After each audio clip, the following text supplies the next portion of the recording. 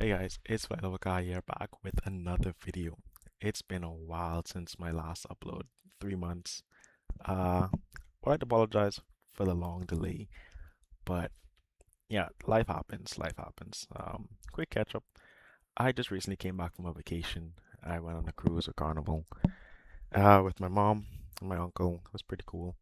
Went to Cozumel, Honduras, and then Celebration Key, which is in Freeport. Uh, Celebration Key was pretty cool. Feels kind of weird because it's like you're going back home, and then from Celebration Key you go back to Miami, and then you catch a flight back to Nassau, which is where I'm from.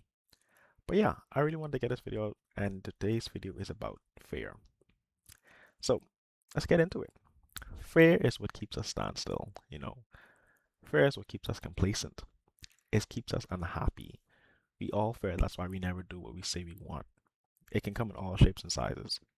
You want to do this one thing that you've been holding off on, but because of such and such reasons, you never do it. That's fair. Laziness can even count as fair as well. You're too lazy to go to the gym. That's fair. You're afraid of hard work. You want to chill and relax. That's fair. Fear keeps you bored and kills your spirit. It makes you feel like you can't do anything in this life. If you never take the first step, you will never know what you're capable of. I think about this topic a lot because I know what it took for me to get through flight school. I was scared, nervous, afraid, didn't know what to expect. Even my first day flying, I'll never forget, I showed up about 45 minutes early and my instructor briefed me on what's going to happen. Everything seemed so hard, difficult, overwhelming. It seemed like I had to learn everything, which you did. I had to learn how to fly an airplane, how to basically manipulate a machine I've never had to manipulate before. You drove a car, but it's nothing like driving a car. I came into the industry with zero aviation knowledge. The only thing I knew is that I liked airplanes and I thought that being a pilot would be pretty cool. I remember my first takeoff. I felt my stomach drop. I immediately thought, oh boy, this is not for me. If my stomach can't handle this, I don't like this feeling. But at the same time, I really enjoyed the feeling of flying. I enjoyed the freeness, the calmness of it. My stomach just did not agree. And I also told myself if I continue to feel this way, I would never, I would never be able to enjoy flying because my stomach just, it was so upset. I also knew that I, to prevent this, I also stopped eating before my flights. I would have like a banana or an apple, just something to hold me over, because I didn't want to bring it back up. And that was fair. I told him I wanted to quit because my stomach didn't agree. I was already looking for a valid reason to quit something I had just started. Just started. The more I flew, the more I realized how much I needed to know to become successful in this career. That added to my fear because it felt as though I would never know enough to fly big airplanes. I would see instructors leaving to go to the airlines, and I would see other pilots coming off their global, their citation, and I'm like, well, how did you get there? Like, I want to know your story. I want to know how you can get from a Cessna 172 to Citation 10. Like, how do you get there? The 172 felt a lot, like a lot, and it was just to go on a fly bigger jet. It was like, how would I even reach to that level? I still showed up despite the fear, the overthinking, and the stress of it all. I focused on what I could do now and just tried. I just pushed for it. Just push. I didn't know the end goal of this, what I wanted to pursue. I know I wanted to be a pilot, but I didn't know, at what point are you satisfied? Some people just go to flight school, get their PPL, they're happy. They have their pilot's license. They're a pilot, technically, yes. But then and there's instrument rating, commercial. There's multi. There's CFI, CFII. It's like what level? There's ATP. Like what level of a pilot do you want to be? There's a seaplane rating. All these ratings you have. What makes you a pilot? Just a PPL? Sure. Okay. Uh, Trying and doing when you're scared feels like you're going against every bodily instinct. Fear shows up when there's something to lose. It's an instinct meant to keep us safe. It's why you're afraid of falling, because you know you're going to lose your life. You know, Pushing that threshold means you're more likely to take on riskier behaviors. It's why when you get a new driver's license, you realize it's just you driving now. At first, you start off slow and cautious, and you focus with 10 into 1 driving. Eventually, you start going faster and faster, and you become more comfortable with it. And that's fair showing up, and you're going against it. You keep pushing the boundary. I remember when I first started driving in the US, I I got my car, and I remember I was doing 35 on I-95. 35 miles on I-95 when I think the max is like 70 miles an hour. Until eventually, the more comfortable I got, the faster I went. I went 40 miles a day, 50 miles, 60, 70. And it's like, okay, you're pushing that fear threshold. So eventually you become more comfortable with that fear until it's no longer a fear. People fear they drown. And when they learn to swim, that fear is mostly gone. It's completely gone. Humans operate on fear. I remember the first time I soloed, I felt scared, excited, nervous, peaceful. I felt so many emotions all at once, it can become overwhelming. When my instructor asked me if I'm ready, I said, yes, I am. I was nervous and afraid, but I trusted myself and I trusted my instructor. I knew how to operate the aircraft, and I had the knowledge to back it up. But I had never done it before, so the fair instinct said, no, you're not ready. But if you never try something new, how would you know you're ready? How do you know you're ready to become captain of an airplane if you've never tried it once? You have to take that initial step. Aviation is a learning experience. You're not going to be the best captain day one, but you try and try to become better each day. I said this before, even though I fly jets, sometimes I may make a silly mistake. I see captains who make silly mistakes. It could be as simple as ADC says fly heading 320, and you set the heading, but you forget to press heading on the FMS. So, well, the FMS ends up still flying on the RNAV, not heading. It's a simple, silly mistake, but it happens. Doesn't mean you're not ready. That's why there's two pilots, because you're only human and things happen. Every track ride I've had a bit of fear in me. And I think that fear made me want to do better. Um, the fear made me want to study more, made me say, hey, do I know everything? Do I know everything in ACS? Can I answer everything in ACS properly? Can I go through a mock check ride online and answer every question comfortably, or at least know where to find it? I know during the check rides they say if you know where to find it, you're fine. That wasn't enough for me. I I don't think I've ever had a check ride where I opened the book. I had my PIAC with me. I had all my books with me, but I never needed to open them.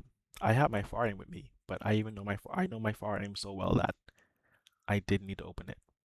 I could recite the FARs precisely. I think I maybe opened it once just to verify and just to show the DP that I know how to use it. But at the end of the day, like I wanted to make sure, hey, I know where everything is and I have the knowledge. So I wanted to have that knowledge in my head and then be able to back it up with knowing where it was. The thing is with track rides, you're always going to be scared. You're always going to have that fear with you. You either back out or you do it. Backing out gets you nowhere. Doing it, at least you do it. Do it scared. That's what I know. In this lifetime, do it scared. You're scared to ask a girl out, do it scared. Just do it. You never know where life will take you.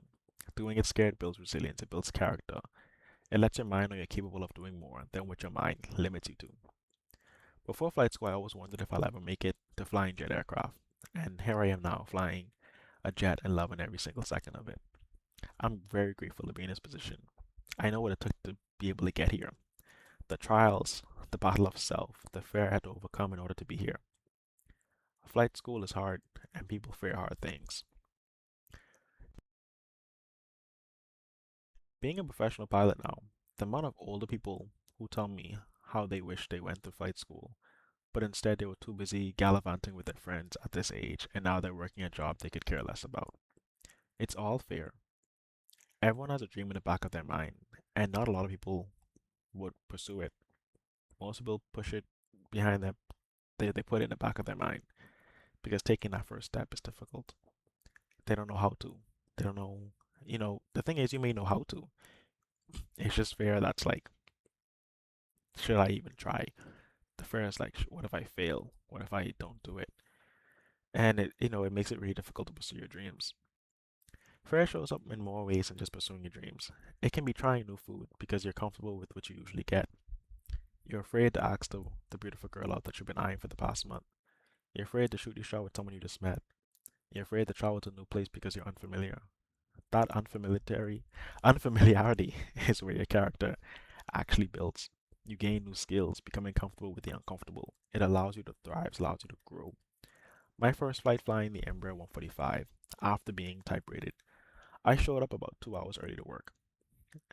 I wanted to make sure everything was perfect. I checked the weather, NOTAMs, MELs, pre-flight the airplane, make sure everything is close as perfect as can be.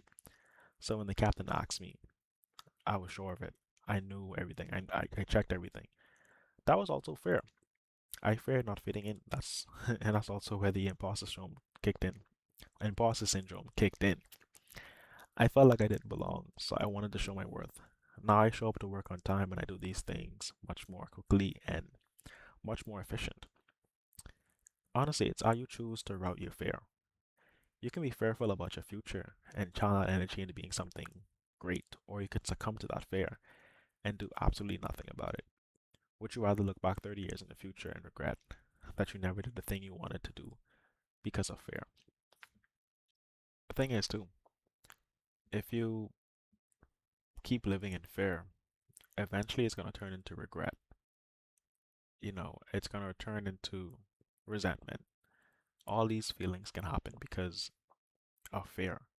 And no one realizes this until it happens. You know, you you never pursued your dream career because you were afraid of taking the first step. And then 20, 30 years in the future, you're thinking, wow, if only I did that, my life would be so much different. And then you keep thinking about what it would be like.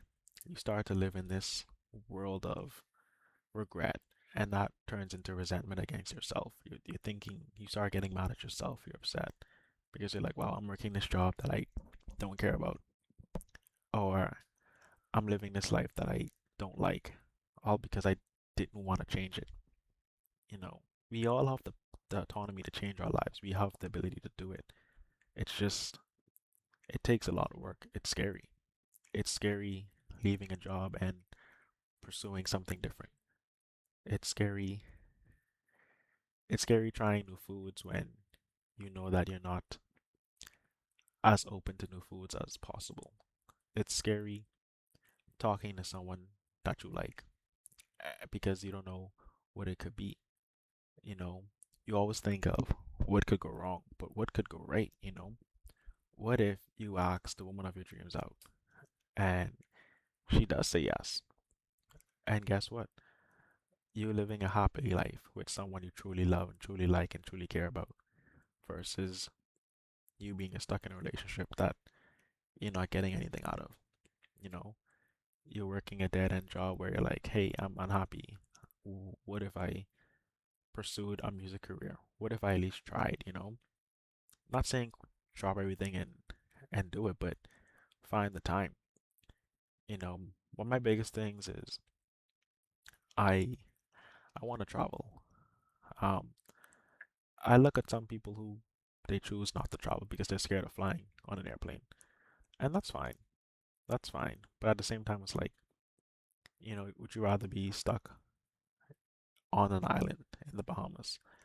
Yeah, yeah, it's pretty nice here, but at the same time, it's like there's a whole other world out there that you could see, and a lot of point, a lot of things that you miss out on because you you don't do anything. And it's like, I'm not trying to tell you how to live your life, but why not live life to the fullest? Why not live it where you did things that you said you want to do? If you hate it, that's fine. You at least tried it. You tried the new food, didn't like it. Okay, cool. Move on to the next one. Travel to a new country, didn't like it. Okay, don't go back there. But what if you travel to a new country and you like it so much? And guess what? You move there and now your life is completely altered and it's the best decision you ever made in your life. You know? What if you did leave your job and pursued something you actually liked and you're more successful in that and more happier. Why not chase that happiness feeling? You know, why settle for less essentially?